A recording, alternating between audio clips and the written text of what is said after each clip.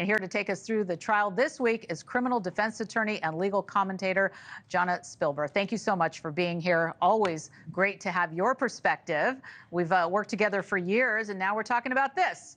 All right, so this week, the trial was dominated by Michael Cohen's testimony.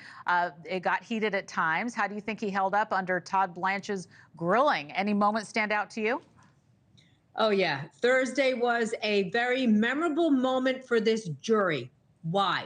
Because Thursday, when Todd Blanche took Michael Cohen through this infamous phone call, right? Michael Cohen was trying to testify that there was a point in time where he made a phone call to Donald Trump to tell him that the $130,000 payment to Stormy Daniels had been done, as if he were, James Caan to Marlon Brando, like, it's done.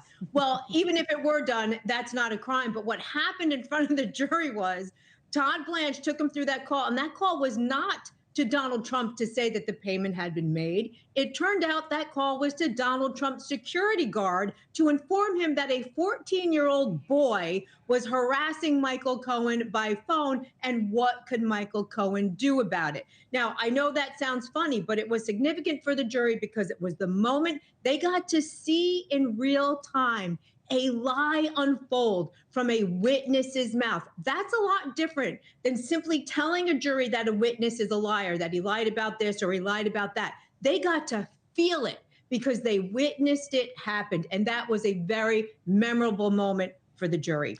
And don't you think it's possible, though, just playing devil's advocate, that he could talk about the 14-year-old harassing him and say quickly to the bodyguard and to Trump, the deal is done? I mean, that only takes a second, right? This was like a minute and 30-second phone call. And conveniently, that is his excuse. And perhaps if there's a redirect examination, he will try to expand on that. But here's the real kicker. Even if he made the call, Laura, even if he did that, it still isn't a crime. It doesn't hurt the defense at all. So right. It really hurt Michael Cohen because the jury got to hear him lie. And if he's not rehabilitated on direct examination, frankly, between me and you, he has lied so much that I don't see how the prosecution's going to be able to rehabilitate him. But even still, it didn't hurt the Trump team because it's not a crime. All right. And the judge here, we're watching this kind of rapidly go along. I remember when we first got the assignment, it was like 6 weeks. Man, this is going to take a really long time. We're already at week 5.